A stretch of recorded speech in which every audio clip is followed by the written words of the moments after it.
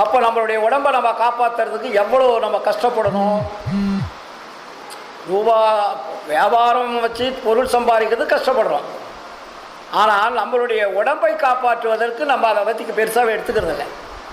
6 மணிக்கு போகிறோம், 7 மணிக்கு போகிறோம், 10 மணிக்கு போகிறோம், 11 மணி வழி வியாபாரம் தான் இருக்கிறோம். பொருளீட்டுவதற்காக காலம் நேரத்தை பார்க்காமல் நாம் செலவு செய்கிறோம். ஆனால் அந்த பொருளை நம்மால் எடுத்து போக முடிவதில்லை. ஆனால் நம்ம உடம்பை பற்றி என்னைக்காவது சிந்திக்கிறோமானா சிந்திக்கிறதில்லை. ரொம்ப டயர்ட் ஆகிடுச்சு, கஷ்டமாச்சுன்னா உடனே டாக்டர்கிட்ட போயிடும் இல்லைங்களா. உடனே போய் அவர் என்ன சொல்கிறாரு அந்த மருந்து மாத்திரையை சாப்பிட்டு மறுபடியும் நம்ம ஸ்டார்ட் பண்ணிடுறோம். ஆனால் இந்த உடம்பு முதுமை அடையாமல் இருப்பதற்கு நாம் என்ன செய்து கொண்டு இருக்கிறோம்? நம்முடைய உடம்பில் இருக்கக்கூடிய கோடான கோடி அணுக்கள் சேர்ந்தது தான் இந்த பாடி. இந்த பாடியை நம்ம காப்பாற்றுறதுக்கு நம்ம என்ன முயற்சி பண்ணோம் அப்படின்னா யாரும் முயற்சி பண்ணுறதில்லை. நம்ம ரெகுலர் ஒர்க்கு தானே பண்ணிகிட்டு இருக்கிறோம். அப்போது வள்ளலார் சொன்ன ஏதாவது ஒரு சிறு வழிமுறையாவது நம்ம கடைபிடிக்கிறோமானா இல்லை. முதல் நம்ம உணவு பழக்கத்தை மாற்றலை. உணவு பழக்கத்தை மாற்றுறதுக்கு உண்டான மூலிகைகளை சொன்னார், அதை சாப்பிட்றதில்ல இல்லைங்களா. இதெல்லாமே நம்ம முடியலைன்னா நமக்கு எப்படி இறைவன் அருளை கொடுப்பாரு, நமக்கு ஒரு பெரிய மரணமில்லா பெருவாழ்வு கிடைக்கும். சாகாத கல்வின்னு மேடையில் பேசிட்டா போதுமா?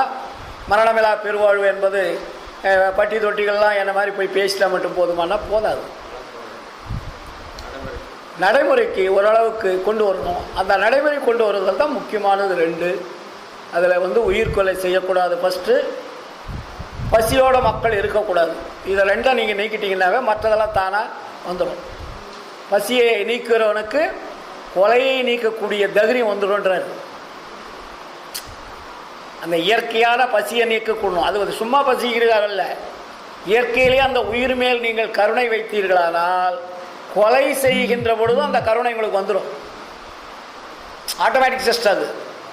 சரி, ஏதோ நம்ம சங்கத்தில் சாப்பாடு போடுறாங்க 20 வருஷமாக, காலையில் ஏதோ ஒரு சந்தாதாரர் கொடுக்குறாங்க, ஒரு 200 பேருக்கு போட்டோமா அப்படின்னு போகிறது ஜீவகாருண்யம் அல்ல.